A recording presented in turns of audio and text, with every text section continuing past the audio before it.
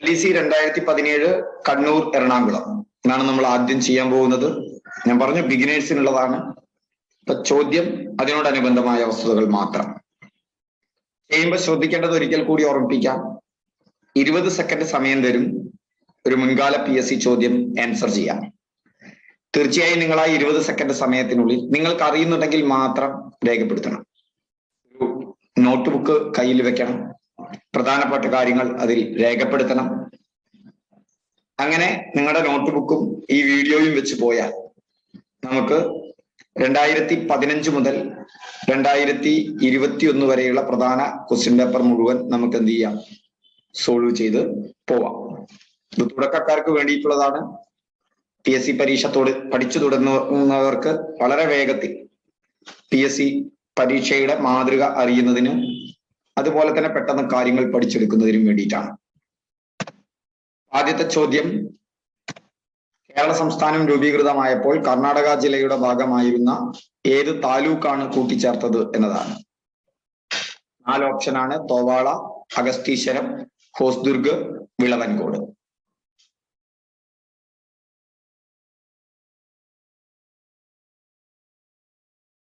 Yes, 20 second സമയം കഴിഞ്ഞു. നമ്മൾ ഈ നിശ്ചിത സമയത്തിനുള്ളിൽ ഇതിന് ഉത്തരം എഴുതുക. അറിയില്ലെങ്കിൽ അവിടെ വരട്ട് വെച്ചാൽ മതി. ഈ ചോദ്യം അറിയില്ല എന്ന് കരുതുക. ഉത്തരം എഴുതാതിരിക്കരുത്, ട്രൈ ചെയ്യാതിരിക്കരുത്. തീർച്ചയായും ഇതൊരു പരീക്ഷാ പരിശീലനം കൂടിയാണ്. അപ്പൊ ഉത്തരം ആ നിശ്ചിത സമയത്തിനുള്ളിൽ എഴുതാൻ പറ്റുമോ എന്ന് നോക്കണം. അടുത്ത ഉത്തരത്തിന് വേണ്ടി കാത്തിരിക്കുമ്പോൾ പ്രശ്നം എന്താ വെച്ചാൽ നമ്മൾ എഴുതിയിട്ടില്ലെങ്കിൽ, അല്ലെങ്കിൽ നമ്മൾ ട്രൈ ചെയ്തിട്ടില്ലെങ്കിൽ ഇതെനിക്ക് അറിയാമെന്നൊരു ധാരണ വരും. പരീക്ഷാ ഹാളിലാണ് ഇത് തോവാളയാണോ, അഗസ്തീശ്വരമായിരുന്നോ, ഹോസ്ദുർഗ് ആയിരുന്നോ, വിളവൻകോടാണോ എന്ന് സംശയം വരിക. അപ്പൊ എഴുതി പരിശീലിക്കണം. ഏതെല്ലാം ഉത്തരം തെറ്റി, ഏതെല്ലാം ഉത്തരം ശരിയായി, ഏതെല്ലാം ഉത്തരം അറിയില്ലായിരുന്നു എന്ന് നിങ്ങൾക്ക് ബോധ്യം വേണം. അറിയില്ലാത്ത ചോദ്യങ്ങൾ വീണ്ടും പഠിക്കാൻ ശ്രമിക്കണം. തെറ്റിപ്പോയ ഉത്തരങ്ങൾ വീണ്ടും ഒന്നും കൂടി ശ്രദ്ധ ചെലുത്തിക്കൊണ്ട് കൃത്യമായ ഉത്തരം മനസ്സിൽ നിന്ന് ഉറപ്പിക്കണം. അപ്പൊ കേരള സംസ്ഥാനം രൂപീകൃതമായപ്പോൾ കർണാടക ജില്ലയുടെ ഭാഗമായിരുന്ന ഏത് താലൂക്കാണ് കൂട്ടിച്ചേർത്തത്? ഹോസ്ദുർഗ് ആണ് കൂട്ടിച്ചേർത്തത്. 1956 നവംബർ 1 കേരള സംസ്ഥാനം രൂപീകൃതമാകുന്നത്. ഇതിൽ മലബാർ, തിരുവിതാംകൂർ, കൊച്ചി ഈ 3 രാജ്യങ്ങൾ ഉൾപ്പെടുത്തിയാണ്. അന്ന് മലബാർ ബ്രിട്ടീഷ് ഭരണത്തിന് നേരിട്ട് കീഴിലായിരുന്നു. തിരുവിതാംകൂറും കൊച്ചിയും നാട്ടുരാജ്യങ്ങളായിരുന്നു. ബ്രിട്ടീഷ് ഭരണത്തിന് കീഴിലുള്ള നാട്ടുരാജ്യങ്ങളായിരുന്നു തിരുവിതാംകൂറും കൊച്ചിയും. മലബാർ അന്ന് മദ്രാസ് പ്രവിശ്യയുടെ ഭാഗമായിരുന്നു. അത് ബ്രിട്ടീഷുകാരുടെ എന്തിലായിരുന്നു? നേരിട്ടുള്ള നിയന്ത്രണത്തിലായിരുന്നു. ശ്രീരംഗപട്ടണം ഉടമ്പടിയിലൊക്കെ നമുക്ക് വരാം. അങ്ങനെയാണ് ടിപ്പു സുൽത്താന്റെ കയ്യിൽ നിന്നും മലബാർ ആർക്ക് കിട്ടുന്നത്? ബ്രിട്ടീഷുകാർക്ക് കിട്ടുന്നത്. അപ്പോ കേരള സംസ്ഥാനം രൂപീകൃതമായത് 1956 നവംബർ 1. മലബാറും തിരുവിതാംകൂറും കൊച്ചിയും ഈ 3 പ്രദേശങ്ങൾ ചേർന്നുകൊണ്ടാണ് മലയാള ഭാഷയുടെ അടിസ്ഥാനത്തിൽ കേരള സംസ്ഥാനം രൂപീകൃതമാകുന്നത്. തിരുവിതാംകൂറിന്റെ ഭാഗമായിരുന്ന എല്ലാ ഭാഗങ്ങളും അന്ന് കേരളത്തിന് കിട്ടിയില്ല. തോവാള, അഗസ്തീശ്വരം, കൽക്കുളം, വിളവൻകോട്, കന്യാകുമാരിയുടെ ഭാഗമായിരുന്ന ഈ പ്രദേശങ്ങളൊക്കെ തന്നെ കേരളത്തിൽ നിന്ന് വിട്ടുപോയി. തോവാള, അഗസ്തീശ്വരം, കൽക്കുളം, വിളവൻകോട് ഈ താലൂക്കുകൾ മദിരാശി സംസ്ഥാനത്തിന് വിട്ടുകൊടുക്കേണ്ടി വന്നു. മറിച്ച് തെക്കൻ കർണാടകത്തിന്റെ ഭാഗമായിരുന്ന കാസർഗോഡ്, ഹോസ്ദുർഗ് താലൂക്കുകൾ കേരളത്തോട് കൂട്ടിച്ചേർക്കപ്പെടുകയും ചെയ്തു. അപ്പോ തിരുവിതാംകൂറിന്റെ ഭാഗമായിരുന്ന ഏതെല്ലാമാണ് കേരളത്തിന് നഷ്ടമായത്? തോവാള, അഗസ്തീശ്വരം, കൽക്കുളം, വിളവൻകോട്. എന്നാൽ കേരളത്തിന് കിട്ടിയത് ഏതാണ്? തെക്കൻ കർണാടകത്തിന്റെ ഭാഗമായിരുന്ന കാസർഗോഡ്, ഹോസ്ദുർഗ് താലൂക്കുകൾ കേരളത്തോട് കൂട്ടിച്ചേർക്കപ്പെട്ടു. അടുത്ത ചോദ്യം, ഇന്ത്യയിലെ ആദ്യത്തെ ഇന്റർനെറ്റ് പത്രം ഏതാണ് എന്നാണ്. The Chronicle, Indian express, the Hindu, financial express. നിങ്ങൾ ഉത്തരം എഴുതണേ, ഉത്തരം എഴുതാതിരിക്കരുത്. അല്ലെങ്കിൽ അറിയില്ല എന്ന് പറഞ്ഞ് അവിടെ ഒരു ഡാഷ് ഇടണം നിങ്ങളുടെ നോട്ട് ബുക്കിൽ. അപ്പൊ നിങ്ങൾക്ക് അറിയാം അതറിയോ അറിയില്ലേ എന്നുള്ളത്. ഓക്കെ, നമുക്ക് ഉത്തരത്തിലേക്ക് നോക്കാം. ഫിനാൻഷ്യൽ എക്സ്പ്രസ് ആണ്. അപ്പൊ ഇന്ത്യയിലെ ആദ്യത്തെ ഇന്റർനെറ്റ് പത്രം എന്ന് പറയുന്നത് ഫിനാൻഷ്യൽ എക്സ്പ്രസ് ആണ്.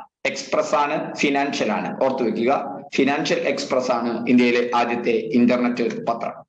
കേരളത്തിൽ ആദ്യമായി ഇന്റർനെറ്റ് എഡിഷൻ ആരംഭിച്ച പത്രം ഏതാണെന്ന് ചോദിച്ചാൽ അത് ദീപികയാണ്. ഇന്ത്യയിലെ ആദ്യത്തെ ഇന്റർനെറ്റ് പത്രം ഫിനാൻഷ്യൽ എക്സ്പ്രസ് ആണെങ്കിൽ കേരളത്തിൽ ആദ്യമായി ഇന്റർനെറ്റ് എഡിഷൻ ആരംഭിച്ച പത്രം ദീപികയാണ്. ഇന്ത്യൻ പത്രപ്രവർത്തനത്തിന്റെ പിതാവ് എന്നറിയപ്പെടുന്നത് ജെയിംസ് അഗസ്റ്റസ് ഹിക്കിയാണ്. ജെയിംസ് അഗസ്റ്റസ് ഹിക്കിയാണ് ഇന്ത്യൻ പത്രപ്രവർത്തനത്തിന്റെ പിതാവ് എന്നറിയപ്പെടുന്നത്. ഫോർത്ത് സ്റ്റേറ്റ് നിങ്ങൾക്കറിയാം.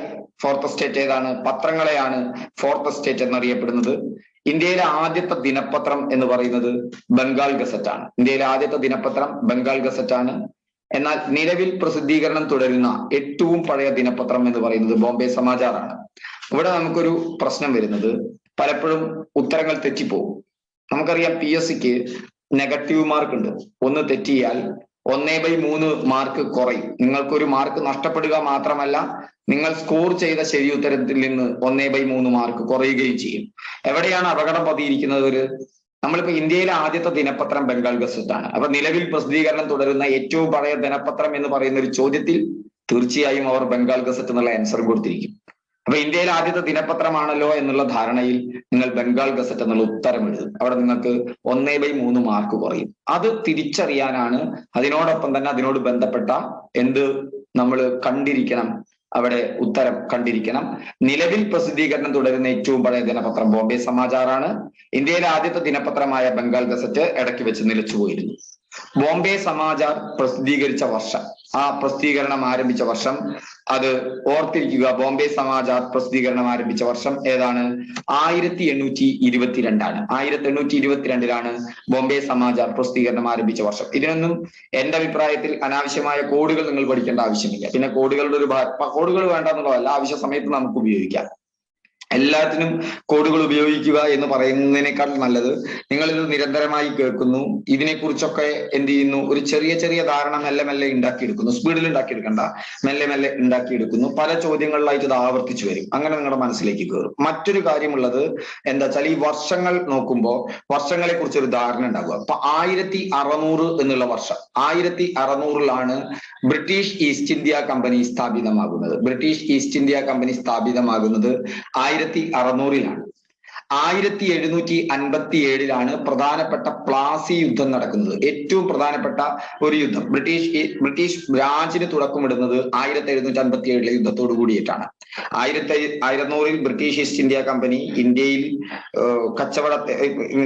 കച്ചവടത്തിനായിട്ട് രൂപീകരിക്കപ്പെട്ടുവെങ്കിലും അതിനുശേഷം ബ്രിട്ടീഷ് ഈസ്റ്റ് ഇന്ത്യ കമ്പനി ഇന്ത്യയിലെ കുത്തക കച്ചവടാവകാശം നേടിക്കൊണ്ട് ഇന്ത്യയിലെത്തിയെങ്കിലും അത് കച്ചവടം മാത്രമായിരുന്നു. അവരൊരു ഭരണാധികാരികൾ എന്ന രീതിയിലേക്ക് പൂർണ്ണമായും തിരിയുന്നത് 1757 പ്ലാസി യുദ്ധത്തിലൂടെയാണ്. സിറാജുദ് ദൗളയെ ബംഗാൾ നവാബായിരുന്ന സിറാജുദ് ദൗളയെ പരാജയപ്പെടുത്തിക്കൊണ്ടാണ്. അപ്പൊ 1757 ഓർത്തു വയ്ക്കുക, ബ്രിട്ടീഷ് രാജിന് തുടക്കം കുറിച്ച യുദ്ധമാണ് 1757 പ്ലാസി യുദ്ധം. 100 വർഷം കൊണ്ട് ഇന്ത്യയിലെ ബഹുഭൂരിഭാഗം ജനങ്ങളെയും ബ്രിട്ടീഷുകാർ വെറുപ്പിച്ചു. അതിന്റെ ഭാഗമായാണ് 1857 എന്ത് ചെയ്യുന്നത്, ഒന്നാം ഇന്ത്യൻ സ്വാതന്ത്ര്യ സമരം, സംഘടിത സമരം നടക്കുന്നത്. ബ്രിട്ടീഷ് ഭരണത്തിനെതിരെയുള്ള ഒന്നാം ഇന്ത്യൻ സ്വാതന്ത്ര്യ സമരം നടക്കുന്നത് 1857 അതിന് ഉള്ളിൽ 1757 1857 ഇടയിലായി ഒരുപാട് ചെറിയ ചെറിയ സമരങ്ങൾ നടന്നിട്ടുണ്ട്. ഒരുപാട് ചെറിയ ചെറിയ സമരങ്ങൾ കേരളത്തിലും ഇന്ത്യയിലെമ്പാടും നടന്നിട്ടുണ്ട്. പക്ഷെ 1857 അതിനൊരു സംഘടിത സ്വഭാവം കൈവന്നുകൊണ്ട് ബ്രിട്ടീഷുകാർക്കെതിരെയുള്ള ഒന്നാം ഇന്ത്യൻ സ്വാതന്ത്ര്യ സമരമായിട്ട് അത് അറിയപ്പെടുന്നത്. 1857 കഴിഞ്ഞ് പിന്നീട് നമുക്ക് സ്വാതന്ത്ര്യം കിട്ടുന്നത് 1947 ഇതിലൊക്കെ ഒരു ഏടുണ്ട്. 1757 പ്ലാസി യുദ്ധം, 1857 ഒന്നാം ഇന്ത്യൻ സ്വാതന്ത്ര്യ സമരം, 1947 എന്ത് ഇന്ത്യൻ സ്വാതന്ത്ര്യ സമരം, എല്ലായിടത്തും ഏടുണ്ട്. കൃത്യമായ 100 കൊല്ലം കഴിഞ്ഞിട്ടാണ് 1757 കഴിഞ്ഞ് 100 കൊല്ലം കഴിഞ്ഞിട്ടാണ് 1857 ബ്രിട്ടീഷുകാർക്കെതിരെയുള്ള എന്ത് നടക്കുന്നത്, സംഘടിത സമരം നടക്കുന്നത്. ഇന്ത്യ അതിനേക്കാൾ കൂടുതൽ കാലം ഭരിച്ചിട്ടുള്ള മുഗളന്മാർ, അവർക്കെതിരെയൊന്നും ഇത്തരത്തിലുള്ള സമരങ്ങൾ ഉണ്ടായിരുന്നില്ല. കാരണം നികുതി വ്യവസ്ഥ, ബ്രിട്ടീഷുകാർക്ക് ഇന്ത്യയെ ചൂഷണം ചെയ്യുക എന്നല്ലാതെ ഇന്ത്യക്കാരോട് ഒരു അനുഭവവും ഉണ്ടായിരുന്നില്ല. മുന്നേറ്റ ഭരണാധികാരികൾക്ക് അതല്ല, അവർ പലപ്പോഴും ഇന്ത്യക്കാരായി മാറിയിരുന്നു. പക്ഷെ ബ്രിട്ടീഷുകാർ ഇന്ത്യക്കാരനെ അടിമകളായി അല്ലെങ്കിൽ രണ്ടാം തരം പൗരന്മാരായി തന്നെയാണ് ആ കാലഘട്ടത്തിൽ കണ്ടിരുന്നത്. പിന്നീട് 90 വർഷം കഴിഞ്ഞിട്ടാണ് 1947 വരുന്നത്. എത്ര ഈസിയാണ് ഓർക്കാൻ. ഇനി നോക്കുക, ഈ 1822 അത് ബ്രിട്ടീഷുകാർ നാശം മാത്രമല്ല ഇന്ത്യക്ക് നടത്തിയിട്ടുള്ളത്. ഒരുപാട് നവീനമായ ആശയങ്ങൾ ഒക്കെ ഇന്ത്യയിലേക്ക് കൊണ്ടുവന്നത്. നവോത്ഥാനത്തിലൊക്കെ ബ്രിട്ടീഷ് മിഷണറിമാരുടെ ചെറിയ പങ്കുണ്ട്, ഇല്ല എന്ന് നമുക്ക് തള്ളിക്കളഞ്ഞുകൂടാ. ഇംഗ്ലീഷ് വിദ്യാഭ്യാസം, ആധുനികമായ കാഴ്ചപ്പാടുകൾ രൂപപ്പെടുന്നതിലൊക്കെ ബ്രിട്ടീഷുകാർക്ക് ഇന്ത്യയിൽ വലിയ പങ്ക് വഹിക്കാൻ സാധിച്ചിട്ടുണ്ട്. അപ്പോ ദ്രോഹം മാത്രമല്ല നല്ലതും ചെയ്തിട്ടുണ്ട്. അപ്പോ ആ 1757 1887 ഇടയിലെ കാലഘട്ടത്തിലാണ് 1822 ബോംബെ സമാചാർ പ്രസിദ്ധീകരിക്കുന്നത്. അതായത് 1887 ഒന്നാം ഇന്ത്യൻ സ്വാതന്ത്ര്യ സമരത്തിന് മുമ്പേ തന്നെ 1822 ബോംബെ സമാചാർ സ്ഥാപിച്ചിരുന്നു. അപ്പൊ 22 ഓർത്തു വെക്കാൻ നമുക്ക് ബുദ്ധിമുട്ടില്ല. പക്ഷെ ഒന്നാം ഇന്ത്യൻ സ്വാതന്ത്ര്യ സമരത്തിന് മുന്നേ ആയിരുന്നു എന്ന് ഓർത്തു വെക്കുക. 19ാം നൂറ്റാണ്ടിലായിരുന്നു, അതായത് 18ൽ തുടങ്ങുന്ന വർഷത്തിലായിരുന്നു 1822. അങ്ങനെയാണ് ഓർത്തു വെക്കേണ്ടത്. ഇല്ലെങ്കിൽ ഈ കോഡുകളെല്ലാം കൂടി നിങ്ങൾക്ക് കൺഫ്യൂഷൻ ആകും. ഇങ്ങനെയാണെങ്കിൽ ഓരോ കൊല്ലങ്ങളും നമ്മൾ ഇങ്ങനെ സ്റ്റാക്ക് ചെയ്ത് നമ്മുടെ മെമ്മറിയിൽ ഇങ്ങനെ അടുപ്പിച്ച് പോവുകയാണെങ്കിൽ ഇതിനിടയിലേക്ക് ഇങ്ങനെ കാര്യങ്ങൾ കൊണ്ടുപോയാൽ മതി. ഓക്കെ, അപ്പൊ ബോംബെ സമാചാർ പ്രസിദ്ധീകരണം ആരംഭിച്ച വർഷം 1822. അടുത്ത ചോദ്യം, ബംഗാൾ ഉൾക്കടലിൽ സ്ഥിതി ചെയ്യുന്ന ദ്വീപസമൂഹം ഏതാണ് എന്നാണ്. ലക്ഷദ്വീപ് എന്നാണ് അവിടെ എഴുതിയിട്ടുള്ളത്. അത് ലക്ഷദ്വീപാണ് കേട്ടോ, ലക്ഷദ്വീപാണ്.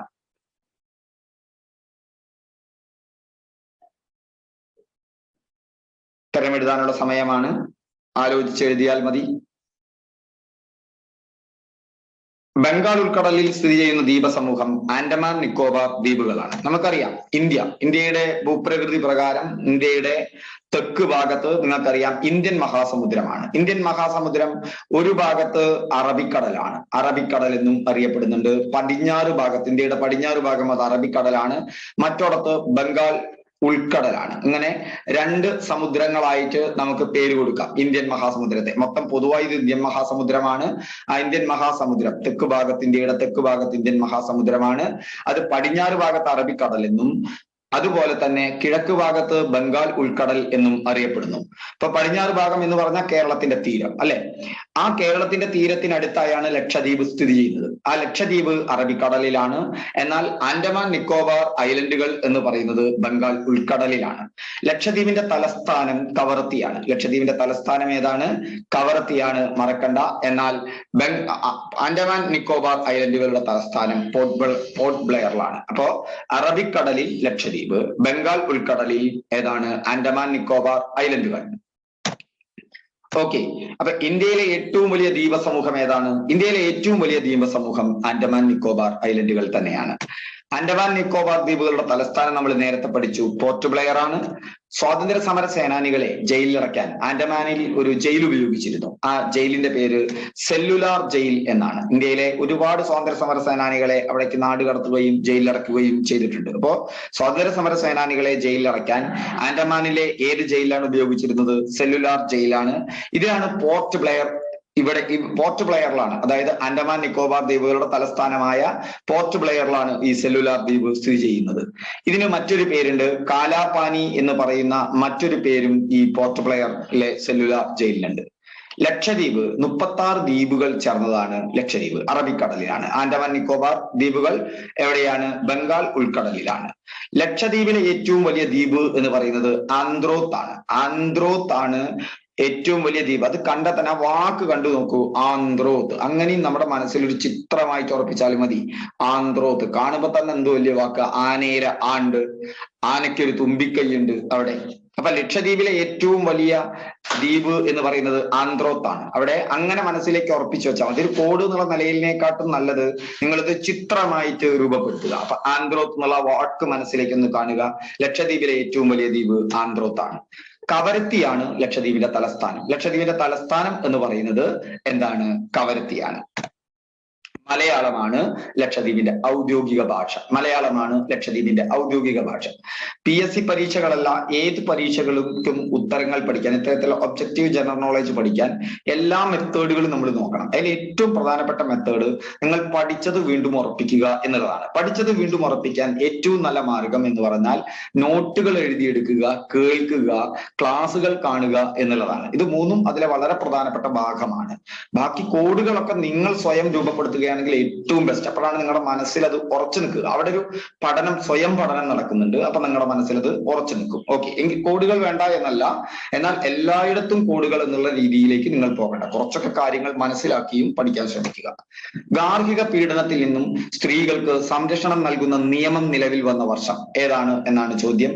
2014, 2005, 2006, 2010.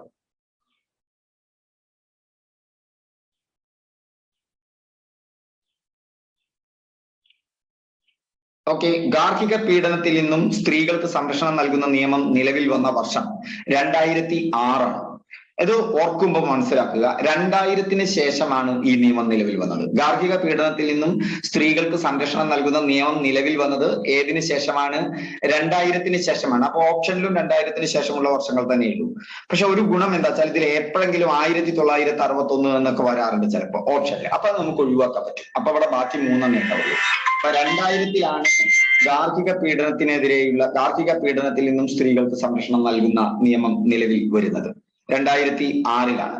അത് ഓർത്തു വെക്കാനുള്ള ഒരു വഴി എന്ന് പറയുന്നത് സിമ്പിൾ ആണ്.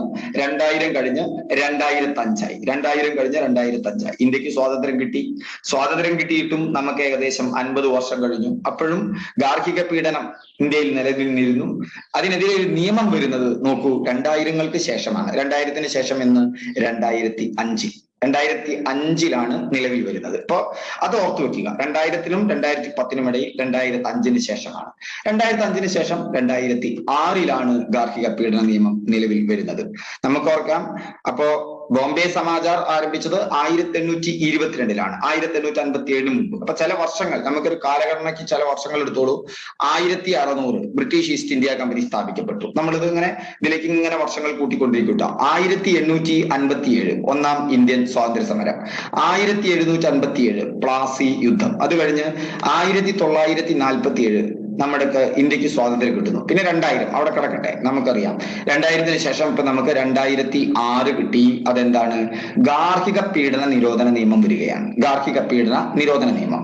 എന്നാൽ 1947-നും 2000-നും ഇടയിൽ മറ്റൊരു സുപ്രധാന നിയമം ഇന്ത്യയിൽ വന്നിരുന്നു. സ്ത്രീധന നിരോധന നിയമം 1961-ൽ നിലവിൽ വന്നു. 1961-ലാണ് സ്ത്രീധന നിരോധന നിയമം നിലവിൽ വരുന്നത്. ഇന്ത്യയിൽ ഗാർഹിക പീഡന നിരോധന നിയമം നിലവിൽ വരുന്നത് 2006-ലാണെങ്കിലും അത് പാസ്സാക്കുന്നത് 2005-ലാണ്. 2006-ലാണ് ഗാർഹിക പീഡന നിരോധന നിയമം നിലവിൽ വരുന്നത്. എന്നാലും അത് പാസ്സാക്കുന്നത് 2005-ലാണ്. നിരോധന നിയമം നിലവിൽ വന്ന തീയതി പ്രധാനമാണ്. അതുകൂടി ഒന്ന് ഓർത്തു വെക്കണം. അത് ഒക്ടോബർ 26-ആണ്. അവിടെ നിങ്ങൾക്ക് വേണമെങ്കിൽ ഒരു കോഡ്, ഞാൻ മനസ്സിൽ ഉള്ള ഒരു കോഡാണ് ഇവിടെ. O എന്നുള്ളതിന് ഒക്ടോബർ. കോഡ് വേണ്ട എന്നല്ല പറയണത്. എല്ലായിടത്തും കോഡ് എന്നുള്ളത് എനിക്ക് ഗുണകരമായി തോന്നിയിട്ടില്ല. ഓരോരുത്തർക്കും ഓരോ രീതിയാണല്ലോ. ഒക്ടോബർ 26 കണ്ടു, അവിടെ തന്നെ ഉണ്ട്. 2006 ഒക്ടോബർ 26-ൽ തന്നെ എന്തുണ്ട്? 2006 എന്നുള്ളതിൽ തന്നെ ഗാർഹിക പീഡന നിയമത്തിന്റെ കാര്യം കിടക്കുന്നുണ്ട്. അത് ഒക്ടോബർ 26-ആണ്. O എന്ന് പറഞ്ഞാൽ ഒക്ടോബർ, 2ഉം 6ഉം അപ്പുറത്തും ഇപ്പുറത്തുമായിട്ട് നിൽക്കുന്നുണ്ട്. 26 എന്നുള്ളത്. താഴെ കൊടുത്തിരിക്കുന്നവയിൽ വൈക്കം സത്യാഗ്രഹത്തിലെ ആദ്യ ദിവസത്തെ സത്യാഗ്രഹികളിൽ പെടാത്തത് ആര്? താഴെ കൊടുത്തിരിക്കുന്നവയിൽ വൈക്കം സത്യാഗ്രഹത്തിലെ ആദ്യ ദിവസത്തെ സത്യാഗ്രഹികളിൽ പെടാത്തത് ആര്? കുഞ്ഞാപ്പി, ബാഹുലേയൻ, ഗോവിന്ദ പണിക്കർ, KP കേശവമേനോൻ. വൈക്കം സത്യാഗ്രഹത്തിൽ പെടാത്ത ആദ്യ ദിവസത്തെ സത്യാഗ്രഹികളിൽ പെടാത്തത് KP കേശവമേനോനാണ്. അതിനർത്ഥം KP കേശവമേനോൻ ഈ സമരത്തിന് ഉണ്ടായിട്ടില്ല എന്നുള്ളതല്ല, മറിച്ച് ആദ്യ ദിവസം ഉണ്ടായിരുന്നില്ല. ആദ്യ ദിവസത്തെ സത്യാഗ്രഹികളിൽ ഉണ്ടായിരുന്നില്ല. എന്താണ് വൈക്കം സത്യാഗ്രഹ സമരം? ഇന്ത്യൻ സ്വാതന്ത്ര്യ സമരം എന്ന് പറയുന്നത് ബ്രിട്ടീഷുകാർക്ക് എതിരെയുള്ള ഒരു സമരം മാത്രമായിരുന്നില്ല. നമ്മുടെ ദേശീയ പ്രസ്ഥാനത്തിന്റെ ഒരുപാട് മൂവ്മെന്റുകളിൽ ഇന്ത്യയിൽ തന്നെ ആഭ്യന്തരമായ ഒരു നവീകരണത്തിന് വേണ്ടിയുള്ള ഒരു സമരമായിരുന്നു. അന്ന് നിങ്ങൾക്കറിയാം, അയിത്തമുണ്ട്, സതി പോലെയുള്ള ദുരാചാരങ്ങൾ നിരോധിക്കപ്പെട്ടിട്ടെങ്കിലും നിലവിൽ നിൽക്കുന്നുണ്ട്.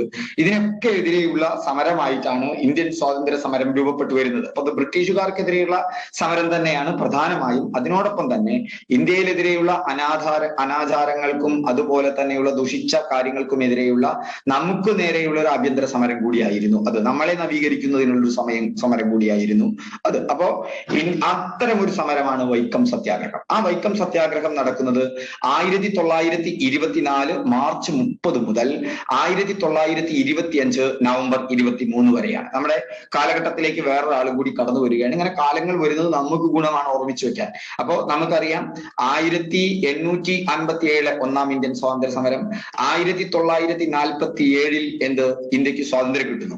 ഇതിനിടയിൽ ഒട്ടനവധി സമരങ്ങൾ, ചെറു സമരങ്ങൾ നടക്കുന്നുണ്ട്. അപ്പൊ ഓർത്തു വെക്കുക, ഈ കാലഘട്ടത്തിനിടയ്ക്ക് ഇന്ത്യയിൽ ബ്രിട്ടീഷുകാർക്കെതിരെയുള്ള സമരം മാത്രമല്ല നടക്കുന്നത്, മറിച്ച് ആർക്കെതിരെയുള്ള സമരം കൂടി നടക്കുന്നുണ്ട്?